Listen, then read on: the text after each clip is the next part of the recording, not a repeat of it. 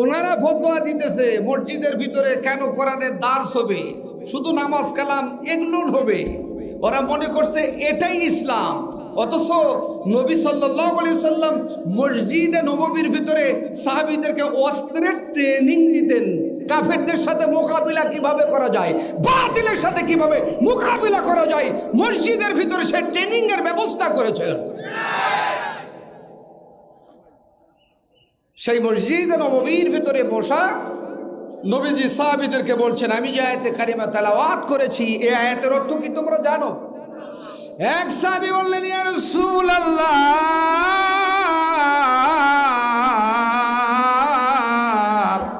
ইয়া হাবিবাল্লাহ, আপনি যদি অনুমতি দেন এই আয়াতের অর্থের সাথে মক্কার একটা ঘটনার মিল আছে আমি বলবো। নবীজি বলছেন, সাহাবী দেরি করো না, খুব জলদি বলো।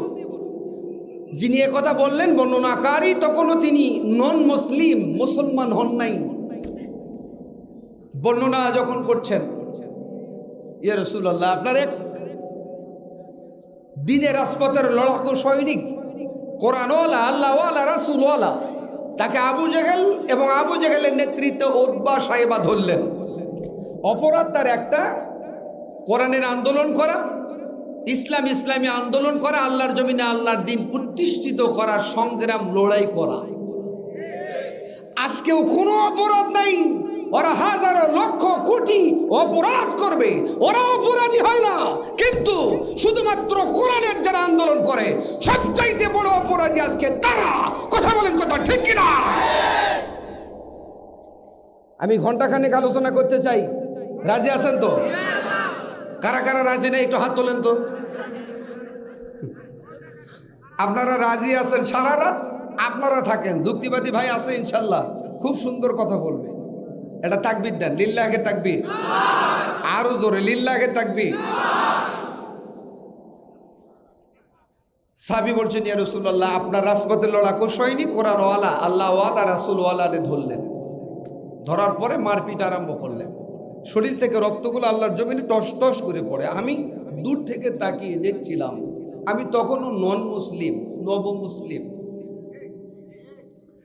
বলেন, ইয়া রাসূলুল্লাহ, আমি দূর থেকে তাকালাম, উতবা সাহেবা ডাক দিয়ে বলতেছেন, মুহাম্মাদের অনুসারীরে, আমাদের হাতে জীবন দিবি না, আল্লাহ আর তার নবী মুহাম্মদ রে ভুলে যাবে। বলছেন, আমি জীবন দেব, প্রয়োজন বোধে শহীদ হব, শহীদের মর্যাদা কামনা করি, তামান্না কামনা করি, কিন্তু বাতিল সরকারের কাছে, আবু জেহেলের কাছে মাথা নত ইতিপূর্বেও করি নাই, আজকেও করব না।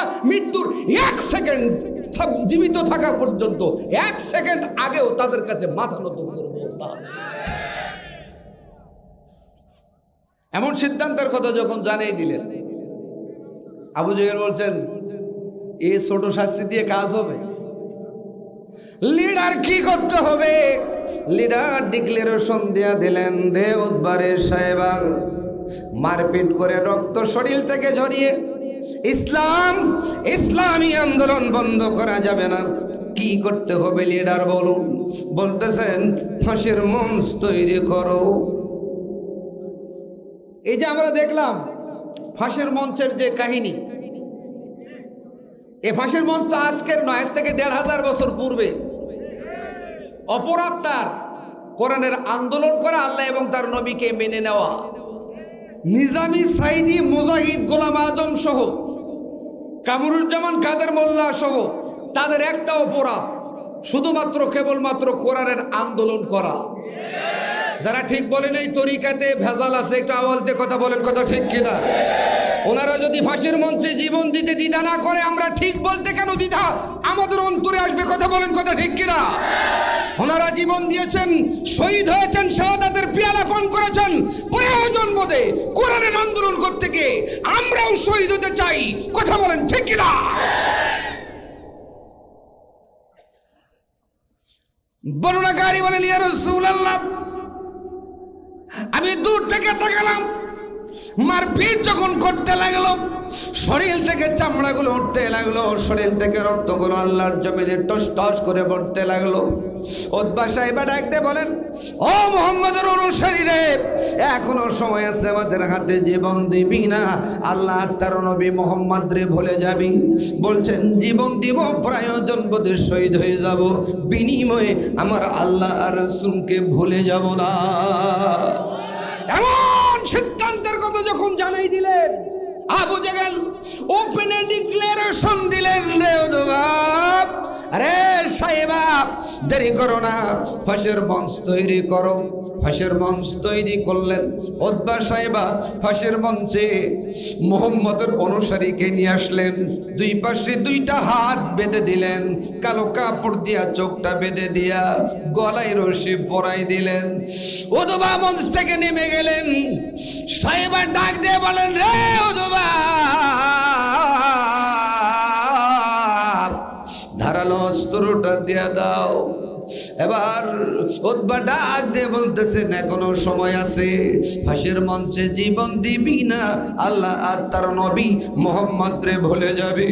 বলছেন, এমন একটা ফাঁসের মঞ্চ নয়, 1000 বছর যদি আমি জীবিত থাকি, আল্লাহ যদি আমাকে হায়াত দান করে, 1000 নয়, লক্ষ ফাঁসির মঞ্চে মুহাম্মদের কর্মী লক্ষবার জীবন দিবে, বাতিল সরকারের কাছে মাথা নত করবে না। সব ভুলিব কিন্তু তোমায় ভুলতে পারি না। বলেন, সব ভুলিব কিন্তু তোমায় ভুলতে পারি না। সব ভুলিব কিন্তু তোমায় ভুলতে পারি না। ভুলিনি, ভুলবো না, ভুলতে পারি না। ভুলিনি, ভুলবো না, ভুলতে পারি না। সব ভুলিব কিন্তু তোমায় ভুলতে পারি না। আমার সোনার মদিনা, আমার প্রাণের মদিনা, সব ভুলিব কিন্তু তোমায় ভুলতে পারি না। সব কিছু ভুলে যাব, কিন্তু আমার মদিনাওয়ালাকে ভুলে যেতে পারি, পারবো ইনশাআল্লাহ। সম্মানিত ভাইয়েরা, নবীজি ডাক দিয়ে বলেন, সাহাবীরে, তারপর কি ঘটনা তারা ঘটাইলো? সাহাবী বলছেন, ইয়া রাসূলুল্লাহ, আমি দূর থেকে তাকালাম, আবু জেহেলের সাথে আমিও ছিলাম, উতবা সাহেবের সাথে আমি ছিলাম, একটু দূরে ছিলাম, দূর থেকে তাকালাম। উতবা ডাক দিয়ে বলেন, ফাঁসির মঞ্চে জীবন দিবি না, আল্লাহ আর তার নবী মুহাম্মদ রে ভুলে যাবি। বলছেন, ফাঁসির মঞ্চে জীবন দিব, প্রয়োজন বোধে শহীদ হয়ে যাব, বিনিময়ে বাতিল সরকারের কাছে মাথা নত করব না। এমন করে বলাই উতবা রাগে রাগান্বিত হইয়া সাহেবারে ডাক দিয়ে বলেন, সাহেবারে,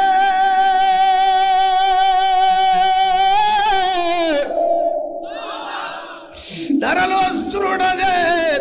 ধারালো অস্ত্র নিলেন। বর্ণনাকারী বলেন, ইয়া রাসূলুল্লাহ, আমি দূর থেকে তাকালাম, উতবার হাতে ধারালো অস্ত্র, ডান হাতের বাহুর উপরে এমন একটা কষাঘাত করলেন। কষাঘাত করার সাথে সাথে হাতটা কেটে যখন মঞ্চে পড়ে গেল, থিমকি দিয়া রক্তগুলো বের হইতে লাগলো। আমি চোখের দিকে তাকাইলাম, মুখের দিকে তখন পর্যন্ত তাকাইলাম, চোখে পানি নেই, মুখে মিষ্টি হাসি দেখছিলাম।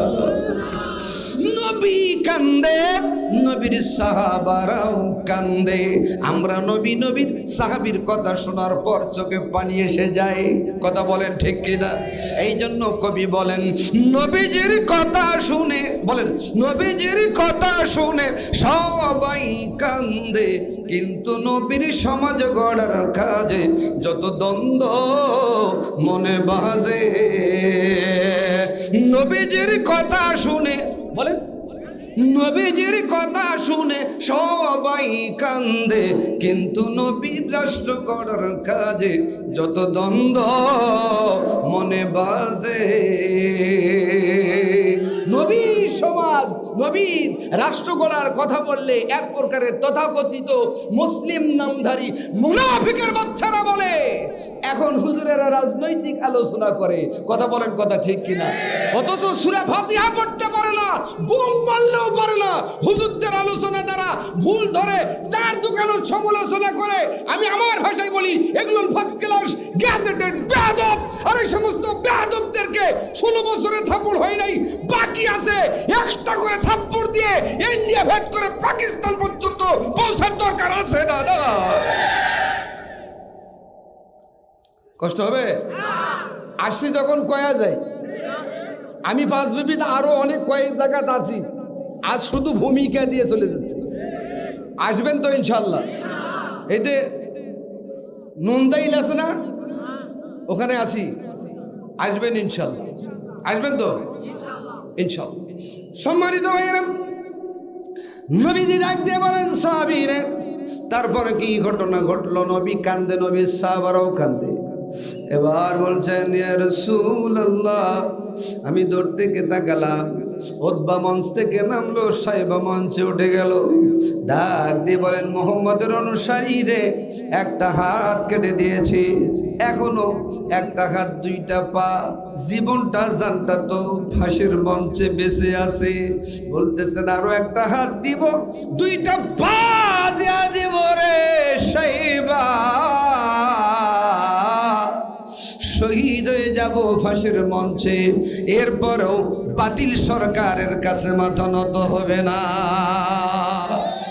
এমন ডিক্লারেশন দেওয়াই উতবারে ডাক দিয়ে বলেন, ভাই উতবারে,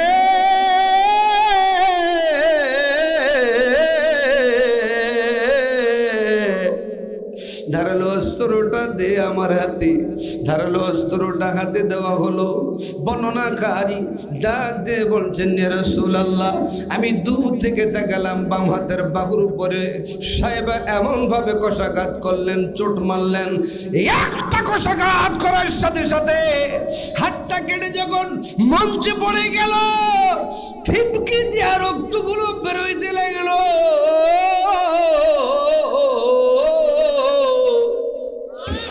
আমি চোখের দিকে তাকাইলাম, মুখের দিকে তাকালাম, তখন পর্যন্ত তার চোখে কোনো পানি নাই, মুখে মিষ্টি হাসি।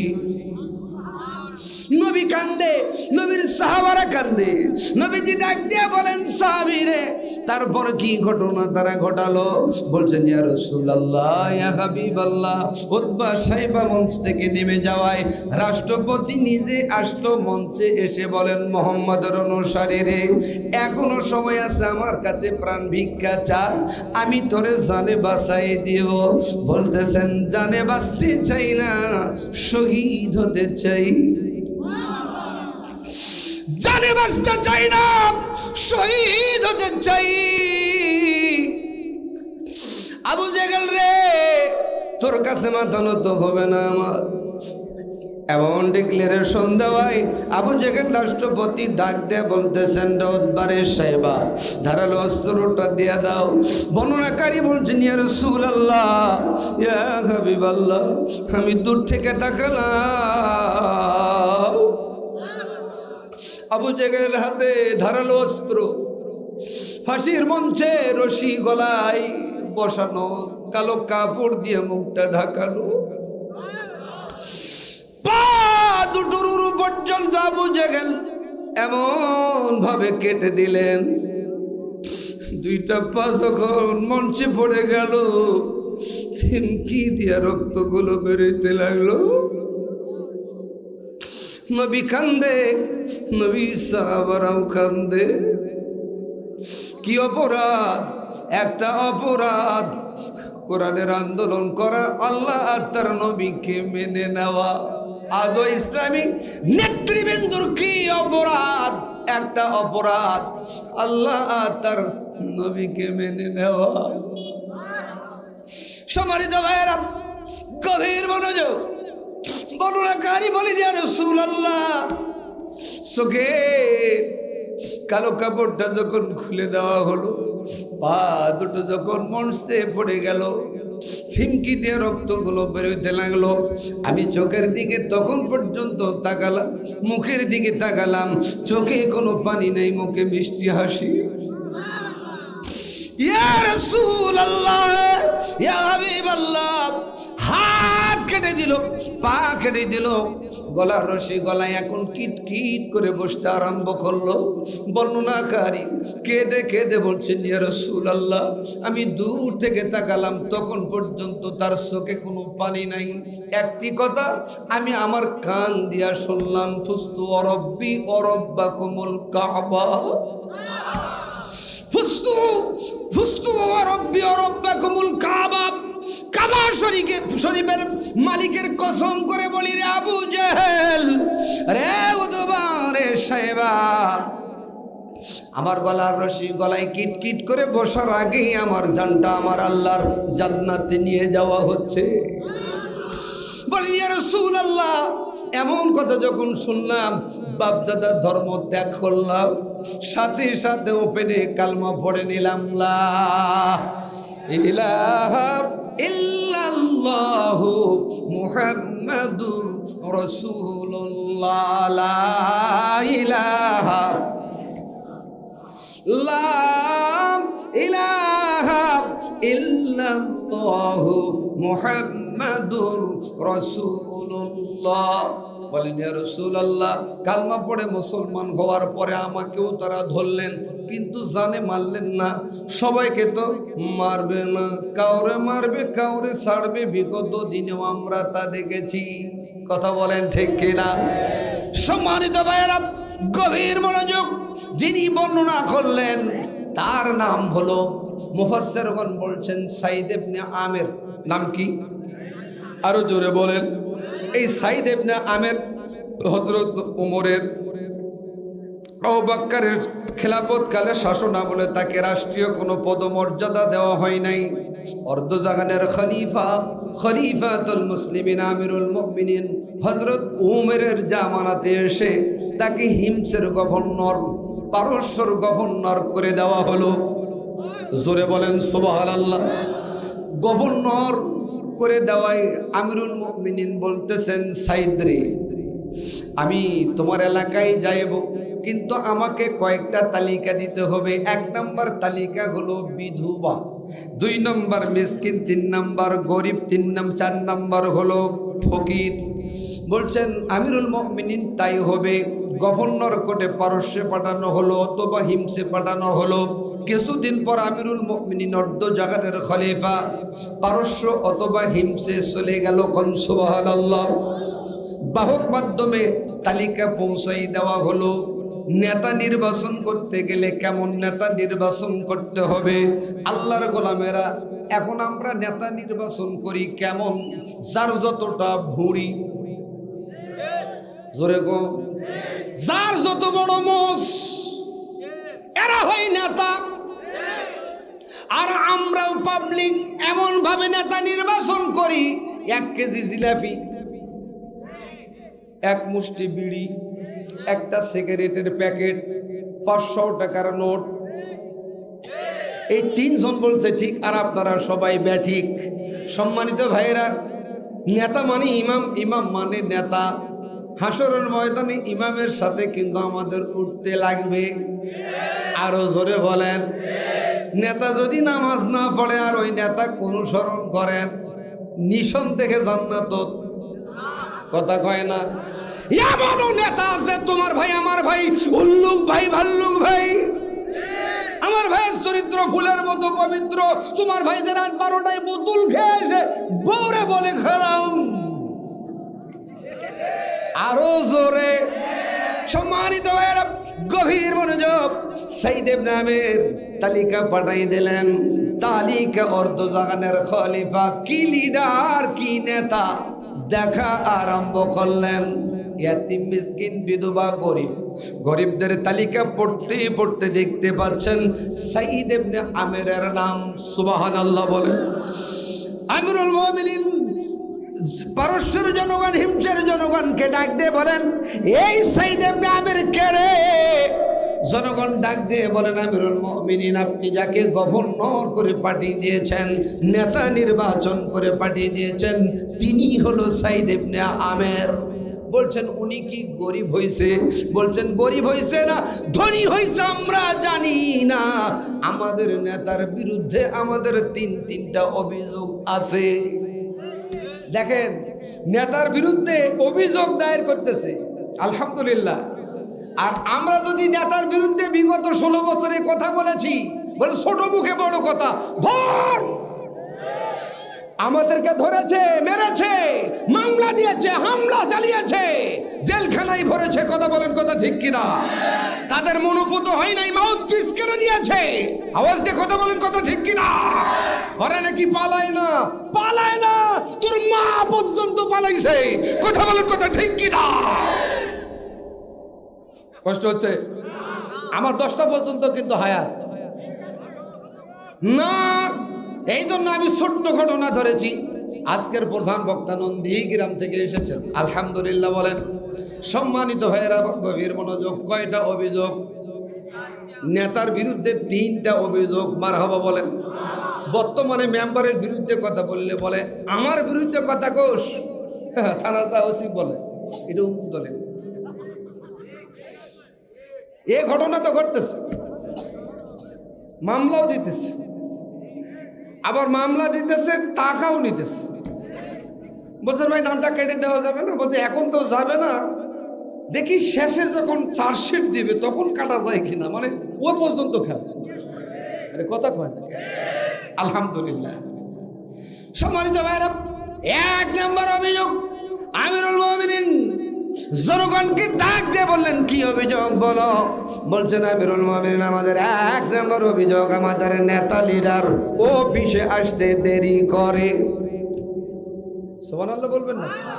2 নম্বর অভিযোগ, আমিরুল মুমিনিন আমাদের নেতা কথা দিয়েছেন মাসের শেষের দিনের বেলা, দুপুর বেলা আমাদের সাথে দেখা করবে, কিন্তু আমাদের লিডার, আমাদের নেতা মাসের শেষে আমাদের সঙ্গে দেখা পর্যন্ত করে না।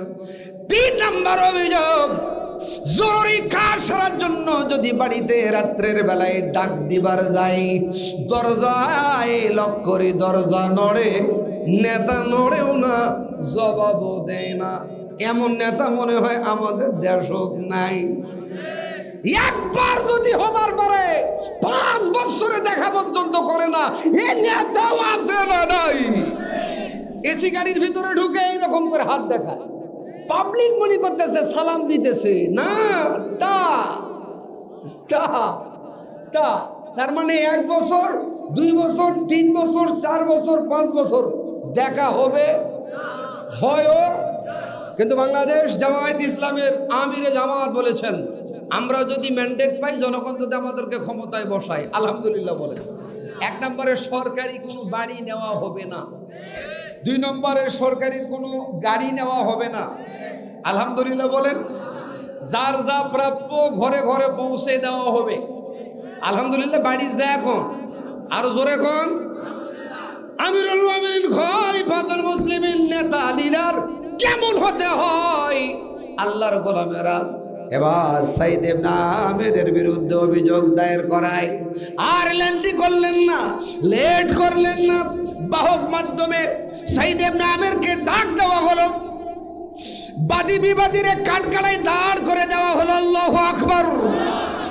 অর্ধজাহানের খলিফা বিচারের এজলাসে চেয়ারে বসা সাইদ ইবনে আমিরকে ডাক দিয়ে বলছেন, সাইদ রে, সঠিক কারণ দর্শাইতে পারলে তোমার চাকরি থাকবে, নইলে তোমার চাকরি থাকবে না।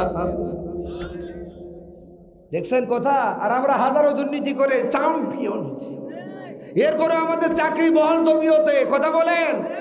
কিন্তু ব্যারিস্টার তাজুলকে আমরা ধন্যবাদ, মোবারকবাদ জানাই। ইতিপূর্বে যারা যত রকমের আপনাদের আয়নার ঘর থেকে শুরু করে গুম খুন, মানুষ হত্যা করে 16 বছরে প্রমাণ করেছে, পেট কেটে দিয়ে সাগরে নিয়ে যায়, সিমেন্টের বস্তা দিয়ে ডুবাই দিয়ে মাছের খাদ্য হিসাবে ফেলাই দিয়েছে।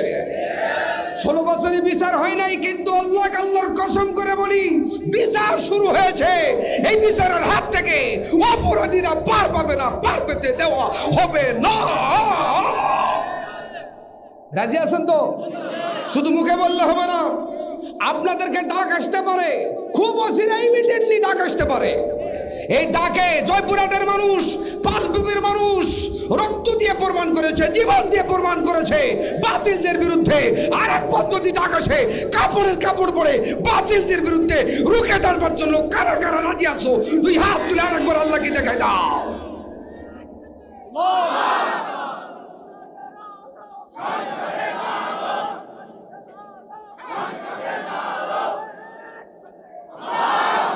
আলহামদুলিল্লাহ। আপনাদের কি কষ্ট হচ্ছে? আমি আপনাদের কাছে একটু বিদায় নিতে চাই। নেব না? কয়টা অভিযোগ? আরো জোরে বলেন। 1 নম্বর অভিযোগ, অফিসে আসতে দেরি করে। 2 নম্বর অভিযোগ, মাসের শেষে দিনের বেলা দুপুরবেলা দেখা করতে চেয়েও লিডার আমাদের সাথে দেখা করে না। 3 নম্বর অভিযোগ, খুব জরুরি কাজে রাত্রের বেলায় বাড়ির দরজায় লক করলে দরজা নড়ে, কিন্তু নেতা নড়েও না, জবাবও দেয়। আমিরুল মুমিনিন আর দেরি করলেন না, বিলম্ব করলেন না, লেট করলেন না। বাহক মাধ্যমে ডাক দিয়া সাইদ ইবনে আমির সহ হিমিশের জনগণ, পারস্যর জনগণকে কাঠগড়ায় দাঁড় করাই দিলেন। মাঝখানে বসে আছেন চেয়ারে এজলাসে অর্ধ জাহানের খলিফা, খলিফাতুল মুমিনিন আমিরুল মুমিনিন হযরত ওমর। ওমর ডাক দিয়ে বলেন, সাইদ রে, তোমার বিরুদ্ধে তিনটা অভিযোগ দায়ের করা হয়েছে। সঠিকভাবে কারণ দর্শাইতে যদি পারো তোমার চাকরি থাকবে, নইলে তোমার চাকরি থাকবে না। হুজুর, আমি কি জানতে পারি আমার বিরুদ্ধে আনিত অভিযোগ কি? বলছেন, 1 নম্বর অভিযোগ, অফিসে আসতে দেরি করো। 2 নম্বর অভিযোগ, মাসের শেষে দিনের বেলা দুপুরবেলা দেখা করতে চেয়েও তুমি দেখা পর্যন্ত করো না। 3 নম্বর অভিযোগ, রাত্রের বেলায় জরুরি কাগজপত্র সাইন সিগনেচার নেবার জন্য যখন ডাক দেয় জনগণ, দরজা লক করলে দরজা নড়ে, তুমি জবাব দাও না। কথাগুলো কি সঠিক? এক বাক্যে লিডার নেতা বললেন, সাইদ ইবনে আমির, হুজুর, আমার বিরুদ্ধে আনিত অভিযোগ একটাও মিথ্যা না। কি নেতা! আর আমরা এই দেশের টাকা হুন্ডির মাধ্যমে পার করে বিদেশে বেগমপাড়ায় বাড়ি বানাইলাম, ধরা পড়লো, তারপরেও স্বীকার করলাম না। কথা বলেন, কথা ঠিক কিনা? আল্লাহকে আল্লাহর কসম করে বলি, বিগত 16 বছর আমরা এইভাবেই কথা বলেছি। যারা হুন্ডির মাধ্যমে টাকা পার করেছেন, বেগমপাড়ায় বাড়ি করেছেন, ওই হুন্ডির টাকাও ফেরত আসবে, আপনাদেরকেও ফেরত নিয়ে আসে 18 কোটি মুসলমানের বাংলাদেশে অবশ্যই আপনাদেরও বিচার করা হবে। শুরু যখন হয়েছে, শেষ আমরাই করব। অতীতেও আমরা ছিলাম, আমরা আছি, শেষ পর্যন্ত আমরা থাকবো ইনশাআল্লাহ। আমিরুল মুমিনিন, আমার বিরুদ্ধে আনিত অভিযোগ একটাও মিথ্যা নয়। সঠিক কারণ দর্শাইতে বলেছেন, নইলে চাকরি থাকবে না। বলতাম না, বলতে বাধ্য হলাম। যদি না বলি জনগণ মনে মনে ধারণা করবে লিডার নেতা মনে হয় এমনই। আমিরুল মুমিনিন, আমি অফিসে আসতে দেরি করি এই জন্য যে আল্লাহু আকবার, কেমন লিডার, কেমন নেতা আগামী দিন সিল সাপোর্ট দিয়ে তৈরি করতে হবে। মারহাবা বলেন। আমিরুল মুমিনিন খলিফাতুল মুসলিমিন, বলতাম না, বলতে বাধ্য হলাম।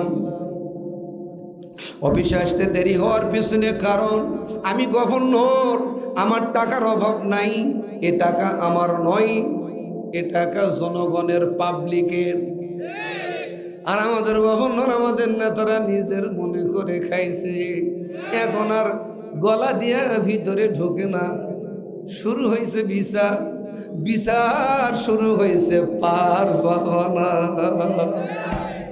আমিরুল মুমিনিন খলিফাতুল মুসলিমিন, বলতাম না, বলতে বাধ্য হলাম। আমার স্ত্রী অসুস্থ, আমার ছোট্ট 2টা ছেলে, তাদের রান্না বান্না নিজ হাতে করি, সংসারের যাবতীয় কাজকর্ম আমি নিজ হাতে করি, স্ত্রীর সেবা যত্ন করি, ছেলেগুলোকে গোসল দেওয়াই, স্কুলে পাঠাই। আমিরুল মুমিনিন সংসারের যাবতীয় কাজকর্ম করায়। আমার একটু লেট হয়ে যায়, দেরি হয়ে যায় অফিসে আসতে। আমিরুল মুমিনিন কথা শুনতে পেয়ে আল্লাহর দরবারে শুকরিয়া আদায় করে বলে, আল্লাহ,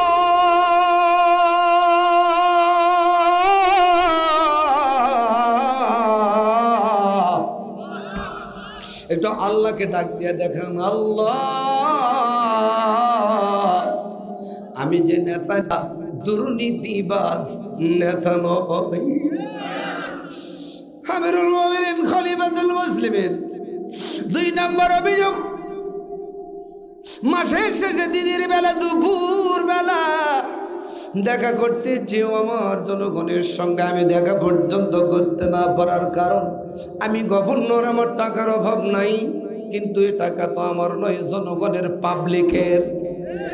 আমিরুল মুমিনিন, আমার গায়ের জামা জুব্বা একটা, মাসের শেষে দিনের বেলা দুপুর বেলা নিজ হাতে ধৌত করে রোদ্রে শুকাইবার জন্য দিয়া দেই। জনগণ আমাকে এমন সময় এসে ডাকে, বস্ত্রহীন অবস্থায় আমি আমার জনগণের সঙ্গে দেখা করতে পারি না। কি নেতা!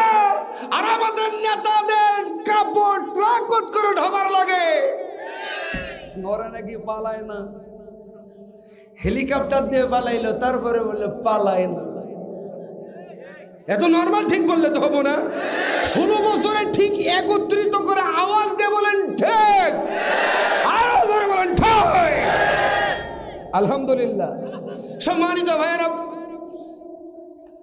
সাহাবীকে বলতেছেন আমিরুল মুমিনিন খলিফাতুল মুসলিমিন, দ্বিতীয়টাও বুঝলাম আল্লাহর শুকরিয়া আদায় করে ওমর ডাক দিয়ে বলেন, রব্বুল আলামিন যে নেতা নিয়োগ দিয়েছি এই নেতা দুর্নীতিবাজ নেতা নয়। তৃতীয়বার কারণ দর্শাইতে গিয়া সাইদ ইবনে আমির বলেন, ইয়া আমিরুল মুমিনিন খলিফাতুল মুসলিমিন, রাত্রের বেলায় যখন আমার বাড়িতে এসে দরজায় লক করে আমি শুনতে পাই জবাব দিতে না পারার কারণ অফিসে থাকাকালীন যতটুকুন সময় আমার আল্লাহকে স্মরণ করার ততটুকুন করি, অফিস থেকে যখন বাড়িতে যাই দুনিয়াবি সমস্ত কাজ আমি বাদ দিয়ে যাই। দুনিয়াবি সমস্ত কাজ বাদ দিয়া আমি নামাজে দাঁড়িয়ে যাই। আর নামাজে থাকাকালীন যদি কেউ ডাকে এ মাসলা সাইদ ইবনে আমির জানা নাই, জবাব দেওয়া যায়। ওমর ইজলাস থেকে চেয়ার থেকে উঠে দাঁড়িয়ে বলছেন, সাইদ রে নামাজে থাকাকালীন তো জবাব দেওয়া যায় না। সেজদায় পড়ে ওমর ডাক দিয়ে আমার আল্লাহকে বলেন, আল্লাহ যে নেতা নিয়োগ দিয়েছি এ নেতা দুর্নীতিবাজ নেতা নয়। হিমিসের জনগণ, পারস্যর জনগণ কেঁদে কেঁদে বলেন, আমিরুল মুমিনিন খলিফাতুল মুসলিমিন, আমাদের নেতাকে আমরা সামনে থেকে চিনতে পারি নাই, অভিযোগ যা দিয়েছি ফেরত নিলাম। এমন নেতা আমরা দুইটা পেয়েছিলাম, সেটা হলো আলী হাসান মোহাম্মদ মুজাহিদ আর মতিউর রহমান নিজামী। 3টা মন্ত্রণালয় পেয়েছিল, একটা টাকা দুর্নীতি ফখরুদ্দিন মঈনুদ্দিন খুঁজে পাই নাই।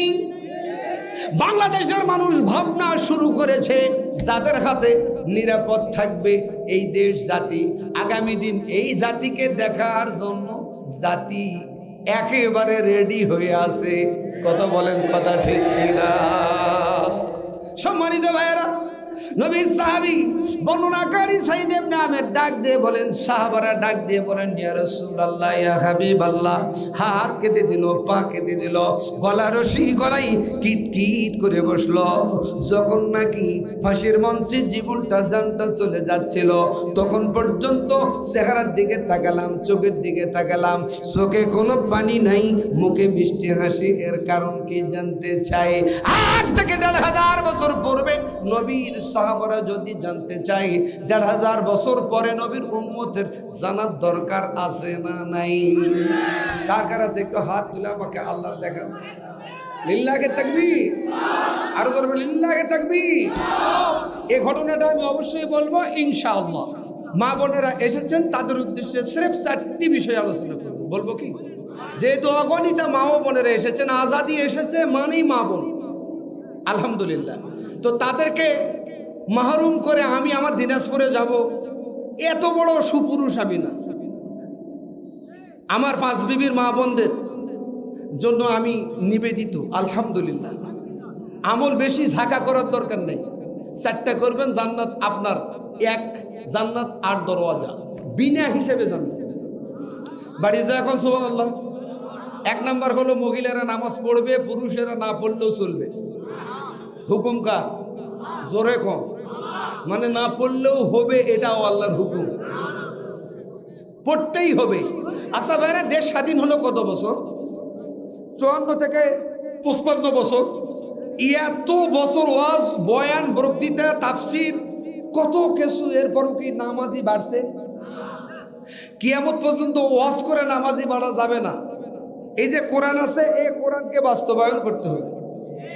এ কোরআন কোরআনের জায়গায় থাকলে হবে না। আগামী পার্লামেন্টে এ কোরআনকে পাঠানোর জন্য আপনারা কারা কারা রাজি আছেন একটু হাত তোলেন তো। লিল্লাহে তাকবীর। এই দেখেন, কোরআনকে পাঠানোর কাজটা শুরু হয়ে গেল। আল্লাহ বললেন, ও বক্তা বক্তৃতা করে কাম হবে না, ওই ইমাম ইমামতির ওই খুতবার মেম্বারে বলে কাজ হবে না। আমি আল্লাহ যে বয়ান দিয়েছি বয়ান করো। আল্লাযীনা ইম্মাক্কান্নাহুম ফিল আরদি আকামুস সালাতা ওয়া আতাউজ যাকাত আমারু বিল মারুফ ওয়া নাহাউ আনিল মুনকার। আল্লাহু আকবার। 4 দফা কর্মসূচি পালন করবে মুসলমান সরকার যারা হবে। সুবহানাল্লাহ। কোন 1 নম্বর কর্মসূচি হলো ফিলহারু দিয়া আকামুস সালাত, নামাজের বিল পাস করবে। 54-55 বছর কত সরকার আলো গেল, কোন সরকারটা নামাজের বিল পাস করলো? কেউ করে নাই। আগামী দিন করবে এমন সরকারকে পার্লামেন্টে পাঠাইতে হবে। রাজি আছেন? আরো জোরে বলেন, রাজি আছেন? আল্লাহ কবুল করুন। শুধু বলবেন র্যাব, পুলিশ, বিজিবি, সেনাবাহিনী। জি স্যার, 68,000 গ্রাম বাংলায় মুসলমান বসবাস করে। আজান হবে, মসজিদে যাবে না, পাঁচাই 10টা বাড়ি 10,000 টাকা জরিমানা, 3 মাস জেল। এই ফতোয়া যদি আগামী সরকার বলে, বলেন তো মুসলমান বাড়ি থাকবে না, মসজিদ ভরে যাবে? আর আমি বলতেছি, এখন পোষালে পড়ছেন না, পোষালে পড়ছেন না।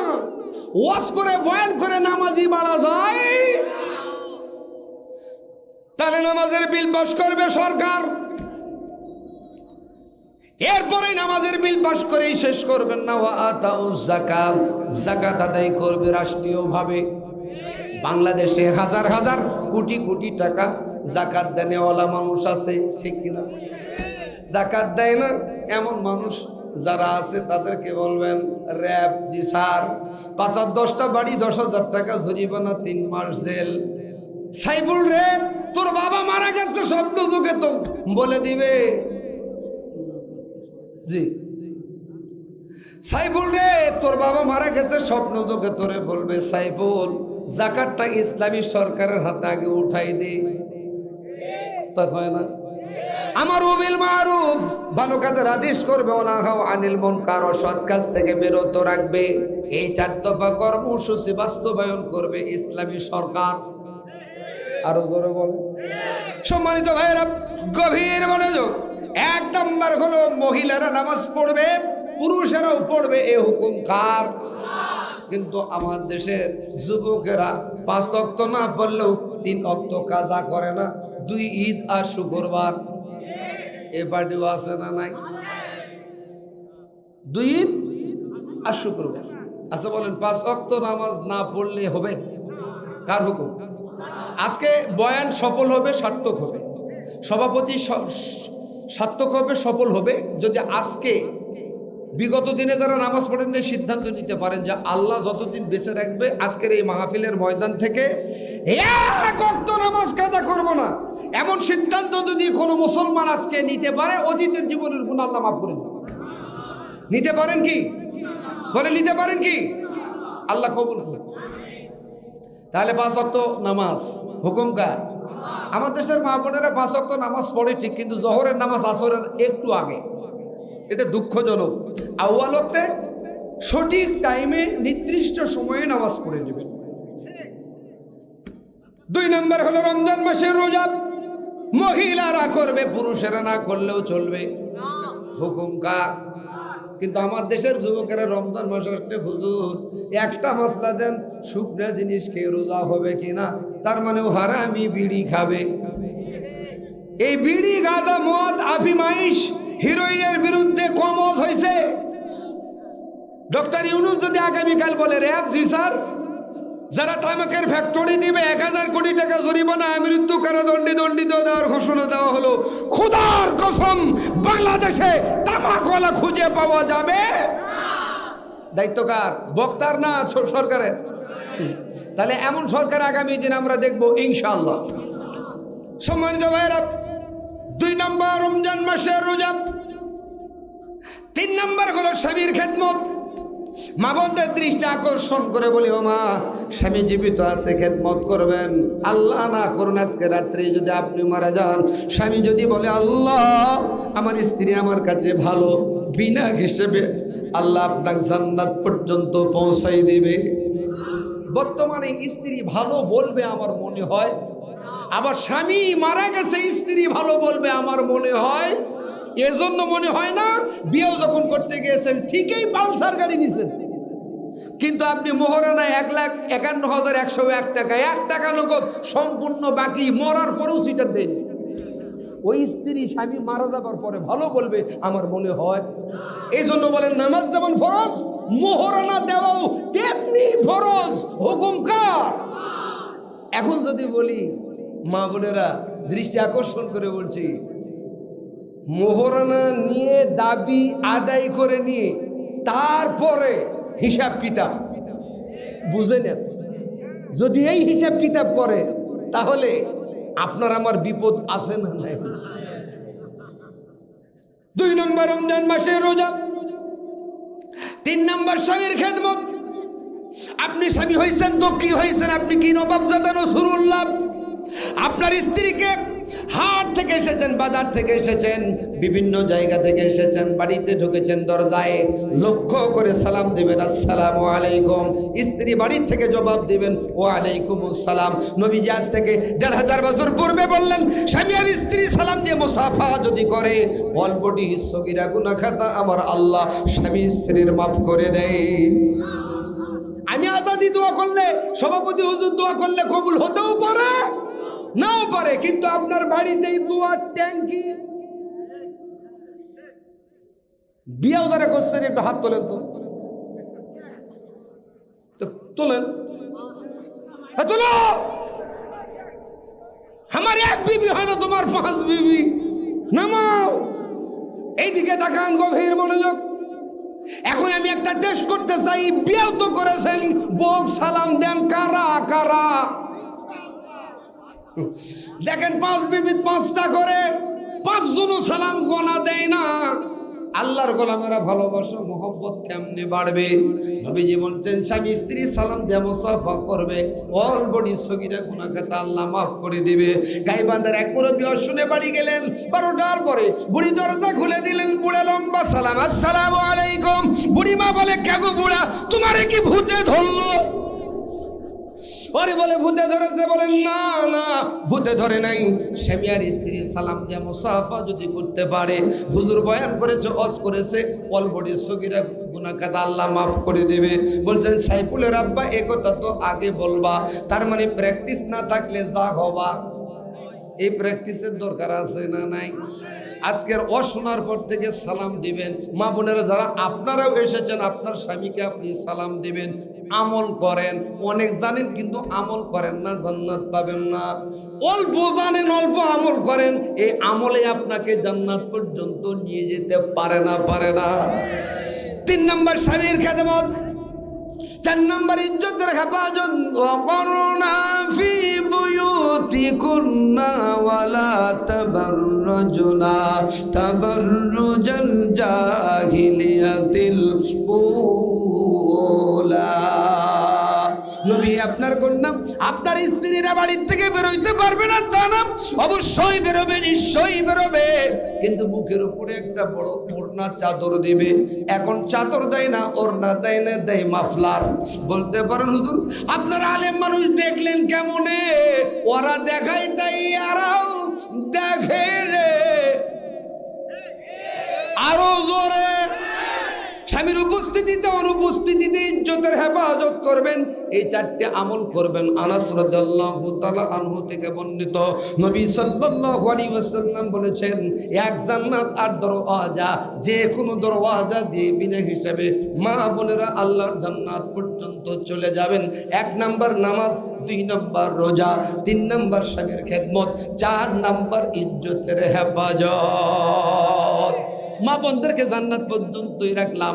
নবী সাহাবী বলছেন, ইয়া রাসূলুল্লাহ, মনে আছে হাত কেটে দিল, পা কেটে দিল, গলা রশি গলায় কিট কিট করে বসে। আমি চোখের দিকে তাকাই, বর্ণনাকারী সাইদ ইবনে আমির বলেন, ইয়া রাসূলুল্লাহ, ইয়া হাবিবাল্লাহ, চোখের দিকে তাকালাম, মুখের দিকে তাকালাম, চোখে কোনো পানি নাই, মুখে মিষ্টি হাসি। নবীর সাহাবারা এক বাক্যে বললেন, আমরা ঘটনাটা জানতে চাই। ১৫০০ বছর পূর্বে নবীর উম্মত জানতে চেয়েছে, ১৫০০ বছর পরে নবীর উম্মতেরাও জানতে চেয়েছে। কথা বলেন ঠিক কিনা? জানবেন তো? সময় যেহেতু অল্প, আমি আপনাদের মাঝে খুব অল্প সময়ে 5টা মিনিট এরপরে ঘটনাটা বলবো ইনশাআল্লাহ। আপনারা বুঝতে পারতেছেন আমি কি খবর চাচ্ছি? নগদ কিছু টাকা দেন।